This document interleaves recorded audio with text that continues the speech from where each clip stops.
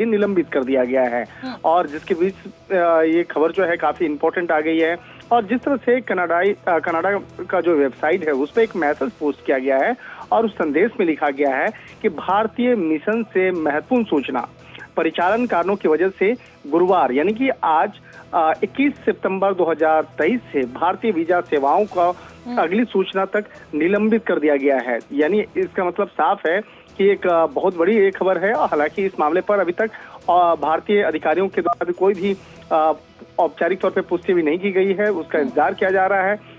लेकिन जिस तरह से टिप्पणी की गई है, जिस तरह से पोस्ट लिखा गया है, जिस तरह से उसका मतलब साफ होता है कि भारत और कनाडा के बीच में जो तनाव की स्थिति किस तरह से खराब हुई है। हालांकि जिस तरह से शंकर जो कनाडा से आना चाहते हैं भारत के लोग, वो नहीं आ पाएंगे फिलहाल 21 सितंबर के बाद अभी के लिए, खबर ये है। एकदम आपने सही कहा है। इसका मतलब साफ है कि फिलहाल जो वीजा जो जैसे अगर भारत से कोई भी नागरिक कनाडा मुल्क का आदमी अगर भारत आना चाहता था तो अब वो नहीं आ सकता है। और कहा जा सकता है कि अब जिस तरह से दोनों देशों के बीच के जो एक स्थिति की अगर बात करें तो जिस तरह से पिछले कुछ समय पहले एक खालिस्तान मुल्क के एक जो टेररिस्ट है बकायदा, जिस तरह से उसकी हत्या हुई वहां पे, लेकिन जिस तरह से कनाडा के प्रधानमंत्री के द्वारा जिस तरह से बकायदा इस मामले में बयान दिया गया, तो कहीं न कहीं कहा जा सकता है कि खालिस्तानी समर्थक हरदीप सिंह निज्जर की हत्या का जो आरोप है भारतीय एजेंसी पे लगाया गया। हालांकि ये जो खबर है, इस खबर को साफ तौर पे इनकार किया गया और कहा जा सकता है कि उसके बाद जो स्थिति है लगातार बढ़ती गई। और एक तरह से कहा जा सकता है कि कनाडा के तरफ से जिस तरह से वहां से औपचारिक तौर पे बयान दिया गया, वहां के संसद में जिस तरह से इस मामले पर चर्चा की गई और जिस तरह से वहां के सीनियर मंत्री जो है आरोप लगा रहे हैं, तो एक तरह से कहा जा सकता है कि उस आरोपों के बाद में जिस तरह से ये एक कार्रवाई हुई है और जिस तरह से पिछले कुछ दिनों पहले ही दोनों देशों के डिप्लोमेट ने शंकर, अगर इस फैसले को देखा जाए तो किस संदर्भ में लिया जाए? क्या इसको माने कि सुरक्षा के आधार पर ये फैसला लिया गया है या फिर भारत खासा ही नाराज है कनाडा से? देखिए, नाराजगी तो भारत की बनती है क्योंकि भारत जिस तरह से कनाडा में अगर कहें तो भारत के पास काफी ऐसे महत्वपूर्ण सबूत हैं। भारत के जो खुफिया एजेंसी, भारतीय जांच एजेंसी के पास काफी ऐसे सबूत हैं जिसके प्रमाण जो है कई बार कनाडा को दिया जा चुका है कि किस तरह से कनाडा में कई आतंकी, कई ऐसे टेररिस्ट, कई ऐसे जो गैंगस्टर्स जो हैं वहां पर रहते हैं और वहां पर रह करके भारत विरोधी गतिविधियों को अंजाम दे रहे हैं। और खास तौर पर खालिस्तानी आतंकियों की अगर बात करें तो भारत में उन संस्थाओं को प्रतिबंधित किया गया है जिसका कनेक्शन सीधे तौर पे कनाडा से जुड़ता है और वहां से जिस तरह से भारत विरोधी गतिविधियों को अंजाम दिया जाता है। और कई ऐसे गैंगस्टर के अगर नाम की हम चर्चा करें तो अभी 40 से 42 ऐसे गैंगस्टर्स की लिस्ट जो है पिछले कुछ समय पहले एनआईए के द्वारा बनाया गया था और उसके बारे में औपचारिक तौर पे जानकारी कनाडा प्रशासन को दी गई थी और बताया गया था कि इन तमाम आरोपियों के खिलाफ ठोस कार्रवाई होनी चाहिए जो भारत विरोधी गतिविधियों को अंजाम देते हैं। खास तौर पर यह अभी का मामला नहीं, अभी पिछले कुछ समय पहले की बात बताएं जिस वक्त में राजधानी दिल्ली स्थित लाल किला पे जो वहां पर किसान आंदोलन के समय में कई ऐसे लोग जो जिस तरह से वहां पे प्रवेश किए थे किसानों के आंदोलन, उस वक्त में भी कई ऐसे लोग का नाम सामने आया था जो कनाडा में रह करके भारत विरोधी गतिविधियों को अंजाम दे रहे थे। तो एक तरह से कह सकते हैं कि पिछले कई सालों से कई ऐसे गैंगस्टर, कई ऐसे आरोपी जो कनाडा में रह करके भारत विरोधी गतिविधियों को अंजाम देते हैं और भारत उन आरोपियों के खिलाफ जब कार्रवाई की बात करता है तो अगर कनाडा के लोग, कनाडा के जो मंत्री हैं, कनाडा की जो सरकार है, अगर वो नाराज होती है तो भारत का जो गुस्सा है वो अपने आप पे जायज बनता है। और इस मामले पे जिस तरह से अगर वीजा से संबंधित जो एक वीजा सेवाओं के निलंबन से संबंधित जो मामला सामने देखने को मिला है तो ये मामला बेहद अब रोचक हो गया है। और इस मामले पर थोड़ी देर के बाद संजीव श्रीवास्तव हमारे साथ जुड़ चुके हैं, विदेश मामलों के जानकार हैं। संजीव बहुत बहुत स्वागत है आपका न्यूज़ 18 पंजाब पर। समझना चाहेंगे आपसे, जिस तरीके से भारत की कनाडा में कह सकते हैं वीजा स्ट्राइक है, वहां के लोग अभी के लिए भारत नहीं आ सकेंगे, क्या कुछ समझा जाए? जी देखिए, भारत की जो नाराजगी है वो बेहद स्वाभाविक है और साथ ही साथ जो भारत की चिंताएं हैं वो भी बहुत स्पष्ट हैं। कनाडा में जो भारत विरोधी गतिविधियां हैं वो लगातार चल रही हैं और कनाडा की सरकार से भारत की सरकार के द्वारा लगातार ये रिक्वेस्ट की गई कि आप जो है वहां पर एंटी इंडिया एक्टिविटीज को के ऊपर स्थित कार्रवाई करके दिखाएं, जो कि कनाडा की सरकार ने नहीं किया। और उल्टे अब कनाडा की सरकार भारत की सरकार के ऊपर गंभीर आरोप लगा रही है कि जो हरदीप सिंह निज्जर की किसी कारणों से जो उसकी हत्या हुई उसमें भारत का हाथ है वगैरह करके। तो ये जाहिर है कि भारत ने इसको जो है स्ट्रांगली रिजेक्ट किया है और भारत सरकार इससे जाहिर है कि एक अपनी नाराजगी भी व्यक्त करते हुए वहाँ के कनाडा के जो हाई कमिश्नर है उनको तलब किया गया। और जिस तरीके से हमारे एक डिप्लोमेट को कनाडा ने बहिष्कृत किया था, हमने भी एक डिप्लोमेट को बहिष्कृत किया है। और जाहिर है कि ये जो संबंध हैं ये तनावग्रस्त हैं। देखिए, और ये जो भारत कदम ले रहा है वो हमारे अपने राष्ट्र की सुरक्षा को ध्यान में रखते हुए, जो कनाडा में भारत विरोधी गतिविधियां चल रही हैं उनको ध्यान में रखते हुए ये बेहद आवश्यक है कि भारत सरकार जो है इसको लेकर के अलर्ट रहे। इसी वजह से हमने अपने नागरिकों को एडवाइजरी भी जारी की है कि वहाँ पर वो सतर्क रहें, क्योंकि वहाँ पर अनेक आतंकी अतिवादी जो टेररिस्ट एक्सट्रीमिस्ट एलिमेंट्स हैं वहाँ एक्टिव हैं और कनाडा की सरकार चूंकि उनके ऊपर कार्रवाई नहीं कर रही है, इसलिए सतर्कता आवश्यक है। तो मुझे लगता है कि ये जो कार्रवाइयाँ हैं, भारत की नाराजगी तो है ही, साथ ही साथ भारत अपनी राष्ट्रीय सुरक्षा को भी ध्यान में रखते हुए और कनाडा में हो रही जो एंटी इंडिया एक्टिविटीज को ध्यान में रखते हुए ये जो वीजा है उसका सस्पेंशन किया गया है।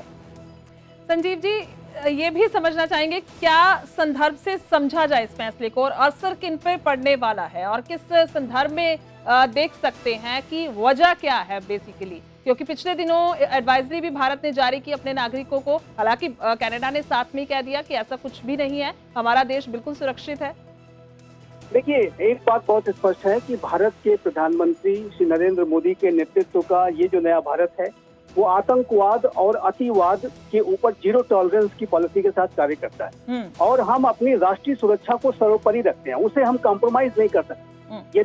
यदि हम ये स्पष्ट रूप से देख रहे हैं कि कनाडा में एंटी इंडिया एक्टिविटीज चल रही हैं, वहाँ पर हिंदू मंदिरों को वेंडलाइज किया जा रहा है, हमारे राजनयिकों के पोस्टर निकाल करके उन्हें जान से मारने की धमकियां दी जा रही हैं और अनेक वहाँ रैली धरने प्रदर्शनों के माध्यम से वहाँ पर हमारी पूर्व प्रधानमंत्री श्रीमती इंदिरा गांधी को जिस तरह से मारते हुए झांकी में दिखाया गया और अनेक तरीके की जो भारत विरोधी वहाँ पे धमकियां दी जाती हैं रैलियों में, तो उससे बहुत स्पष्ट है कि कनाडा में भारत विरोधी एलिमेंट्स एक्टिव हैं और कनाडा की सरकार उस पर कार्रवाई नहीं कर रही है। इसी वजह से भारत ने एडवाइजरी भी जारी की कि वहाँ पर जो मुट्ठी भर जो इस तरीके के लोग हैं जो खालिस्तान समर्थक हैं, आतंकी हैं, उनसे वहाँ की जो हमारी जो बड़ी सिख आबादी है या हमारा जो पूरा इंडियन डायस्पोरा है वो सतर्क रहे। और अब जो भारत सरकार अपनी राष्ट्रीय सुरक्षा को ध्यान में रखते हुए भी ये जो वीजा का सस्पेंशन है उसको किया गया है और कनाडा सरकार से हमने जाहिर है कि सख्त नाराजगी व्यक्त की है कि जिस तरीके से कनाडा ने हमारे ऊपर ही आरोप लगा दिया। कनाडा को एक तरफ जहां कार्रवाई करनी चाहिए थी वो कार्रवाई न करके उसने अपने वोट बैंक की पॉलिटिक्स के लिए जस्टिन ट्रूडो की जो सरकार जाहिर है कि अल्पमत की सरकार होने की वजह से वो एक कुछ मुट्ठी भर लोगों को जो आतंकी अतिवादी खालिस्तान समर्थक हैं उनको अपीच करने के लिए, उन्हें खुश करने के लिए कार्रवाई की है। उन्होंने वोट बैंक की राजनीति के आधार पर भारत और कनाडा के रिश्तों को तोड़ने की वो कोशिश जो कर रहे हैं वो बेहद गलत है। संजीव जी, अब इंतजार करें कि कनाडा इस पे क्या रिएक्ट करता है और ये भी जानना चाहेंगे आपसे कि क्या कुछ आगे, क्योंकि बहुत अच्छे रिश्ते अभी तक रहे हैं, बेशक वो व्यापार को लेकर देखा जाए या फिर जिस तरीके से इमिग्रेट होते हैं यहाँ के लोग वहाँ पे, तो अभी आगे क्या असर डलेगा? देखिए, मेरा ऐसा मानना है कि जो भारत और कनाडा के जो रिश्ते हैं वो बहुत ही गहरे हैं, प्रगाढ़ हैं, इसमें कोई दो राय नहीं है। दोनों विश्व के दो बड़े लोकतांत्रिक राष्ट्र हैं, दोनों के साझा मूल्य हैं, साझा हित हैं, साझा अवसर हैं, साझा चुनौतियां हैं। और हमारा जो वहाँ पर 1.4 मिलियन का 14 लाख की जो भारतीय की आबादी है, जिसमें कि सिख आबादी की बात करें तो ये 7.5 लाख से ज्यादा हमारे सिख भाई बहन हैं और वो सभी भारत और कनाडा के संबंधों को आगे बढ़ाने के लिए काम करते हैं, भारत को और कनाडा को मजबूत बनाने के लिए काम करते हैं। लेकिन वहाँ पर कुछ ऐसे चंद मुट्ठी भर लोग हैं जो कि अलगाववाद की जैसी आतंकवादी और अतिवादी सोच रखते हैं और वो तथाकथित खालिस्तान के समर्थक हैं और जाहिर है कि ऐसे कुछ लोगों की वजह से भारत और कनाडा के रिश्तों में तनाव आता जा रहा है। और जो जस्टिन ट्रूडो की सरकार है वो अल्पमत में होने की वजह से वो ऐसे लोगों के प्रभाव में आ गई है जो कि गलत है। इसका देखिए आगे आने वाले समय में मुझे ऐसा लगता है कि ये जो चूंकि सरकार अल्पमत की है और जगमीत सिंह और उसकी जो पार्टी न्यू डेमोक्रेटिक पार्टी का समर्थन जस्टिन ट्रूडो को हासिल है, इसलिए जस्टिन ट्रूडो अपनी सरकार को बचाने के लिए इस तरीके की अपीचमेंट की कोशिश कर रहे हैं। अगर इसमें एक और चीज ऐड ऑन कर दे संजीव जी, क्योंकि दबाव बनाया गया था, अमेरिका को भी बोला गया था कि वो जनतक तौर पर इस मर्डर की निंदा करे, लेकिन उन्होंने मना कर दिया। तो अभी अगर इंटरनेशनल लेवल पर देखें तो कनाडा बिल्कुल अलग थलग नजर आ रहा है इस मुद्दे पर, क्या कुछ माना जाए? देखिए, ये जो कनाडा की तरफ से जो आरोप भारत के ऊपर लगाए गए हैं, ये बेसलेस आरोप हैं, आधारहीन है। इनका कोई आधार नहीं है, कोई एविडेंस नहीं है, एब्सर्ड है। और इस तरीके के जो आरोप लगा करके कनाडा की प्रधानमंत्री श्री जस्टिन ट्रूडो ने अपनी अदूरदर्शिता को, अपरिपक्वता को, इमेच्योर ये है और ये तरीके का स्टेप है उनका। वो अपने राजनीतिक स्वार्थों की सिद्धि के लिए भारत और कनाडा जैसे बड़े संबंधों को दांव पे लगा रहे हैं और वो ये बहुत गलत कदम उठा रहे हैं। इसको अमेरिका हो, चाहे वो ब्रिटेन हो, चाहे वो न्यूजीलैंड हो, जो 5 आइज की बात की जाती है, या उनके अन्य एलाइज ने भी उनको इस बात को अवश्य समझाया होगा कि वो भारत जैसे विश्व के सबसे बड़े लोकतांत्रिक राष्ट्र और विश्व की सबसे तेज गति से बढ़ती हुई अर्थव्यवस्था तथा जो इंडो पैसिफिक रीजन में जो भारत का इतना बड़ा प्रभाव है और चाइना जैसे राष्ट्र से अगर हमें मुकाबला करना है तो लोकतांत्रिक राष्ट्रों को साथ में आके काम करना पड़ेगा। तो कनाडा के जस्टिन ट्रूडो को अवश्य इस तरीके की सलाह उनके एलाइज के द्वारा दी गई होगी कि भारत जैसे एक जिम्मेदार राष्ट्र के साथ वो अपने रिश्ते खराब न करें, ये उनके लिए अच्छा होगा। इसी वजह से आपने देखा कि अगले दिन वो जस्टिन ट्रूडो का बयान आया कि वो इस बात को आगे नहीं बढ़ाना चाहते, इसको एस्केलेट नहीं करना चाहते वगैरह वगैरह। तो उनके टोन कुछ बदले ये भी माने कि इंडो कैनेडियन जो व्यापार है, जो ट्रेड है, उस पर बहुत बड़ा असर पड़ सकता है या नहीं, क्या कुछ समझते हैं संजीव? देखिए, इंडो कनाडा ट्रेड के ऊपर तो इसका असर पड़ ही गया। देखिए, एक ट्रेड नेगोशिएशन चल रहा था सीपा को लेकर के, कम्प्रिहेंसिव इकोनॉमिक पार्टनरशिप एग्रीमेंट को, उसको अभी स्थगित कर दिया गया है। और कनाडा और भारत के बीच में ट्रेड की जो अपार संभावनाएं हैं, जो कि अभी बहुत कम स्तर का ट्रेड होता है, देखा जाए तो 8 से 10 बिलियन डॉलर के बीच का जो ट्रेड होता है,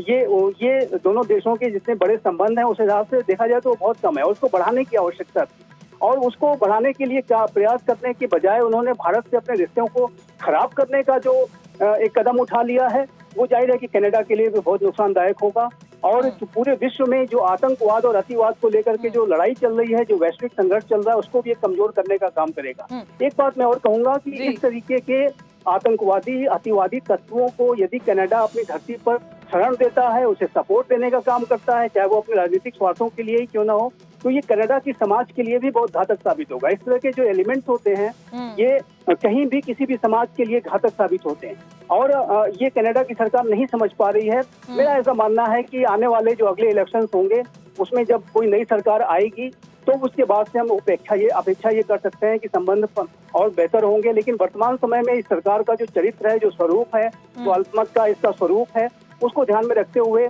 अभी ये जो तनाव है वो आने वाले समय में बना रह सकता है। हालांकि यही सवाल, इसी से सवाल जुड़ा है संजीव जी मेरा अगला, कि वीजा स्ट्राइक, वीजा की पाबंदी कब तक ये आगे जारी रह सकती है? और इसमें एक अगर ऐड ऑन कर दे, क्योंकि बहुत सारे पंजाबी हमारे यहाँ से गए हैं और वो लोग, बेशक इसमें कोई दो राय नहीं कि वो चिंतित होंगे, और जिन्होंने जाना है, खास तौर पर जिन्होंने वीजा अप्लाई करना है, स्टूडेंट है, किसी भी तरह का वीजा लेना चाहते हैं, तो क्या कुछ आप बताना चाहेंगे? क्योंकि सबसे बड़ा अभी उनके दिल में यही सवाल जुड़ा हुआ है। देखिए, एक बात तो बहुत स्पष्ट है कि भारत और कनाडा के संबंधों में इस तरीके के जो आरोप कनाडा की तरफ से लगाए जाने के बाद इसमें एक गहरा तनाव अवश्य आ गया है। लेकिन हमारे जो भाई बंधु हैं, वहाँ पर जो भाई बहन हैं, उनको पैनिक होने की जरूरत नहीं है। वो सतर्क अवश्य रहें। जो हमारी एम्बेसी है ओटावा में, या हमारे जो काउंसलेट्स हैं, जहाँ कहीं भी वो हैं, वो अपने एम्बेसी और काउंसलेट से संपर्क में रहें। और जो लोग वहाँ जाने की तैयारी कर रहे हैं, वो अपनी तैयारियों को जारी रखें, उसमें कोई वो रुकावट न रखें। लेकिन जहाँ तक संबंधों की बात है, तो इस संबंधों में वर्तमान समय में एक तनाव है और कनाडा में जाहिर है कि अनेक जो एंटी इंडिया एक्टिविटीज चल रही हैं, तो उसको लेकर के एक सतर्कता आवश्यक है। लेकिन पैनिक होने की बिल्कुल भी आवश्यकता नहीं। मैं ये अवश्य कहूंगा आपके दर्शकों को कि वो बिल्कुल ऐसा ना हो कि वो पैनिक होकर के कोई निर्णय लें, और अपना निर्णय वो जैसा वो तैयारियां कर रहे हैं, जो प्लानिंग कर रहे हैं वहाँ पे जाने की, अपने शिक्षा के लिए या व्यापार के लिए या अन्य बसने वगैरह के लिए, तो उसके लिए वो अपनी प्लानिंग को करें, लेकिन सतर्क रहें, लेकिन परेशान ना हो, पैनिक ना हो। ठीक है, बहुत बहुत शुक्रिया संजीव जी। न्यूज़ 18 पंजाब के साथ जुड़ने के लिए। संजीव श्रीवास्तव विदेश मामलों के जानकार साढ़े नाल फोन लाइन ते थे और उन्होंने सुभाविक तौर पर सारा ही डिटेल दे विच दस्सिया है कि आखिरकार इस तरह की स्थिति किस तरीके दे नाल देख सकते हैं। पर किते ना किते जो वीज़ा सेवावां सस्पेंड कीतियां गईयां ने, क्योंकि फिलहाल की गल की जाए तो अस्थाई रोक लगी है कैनेडा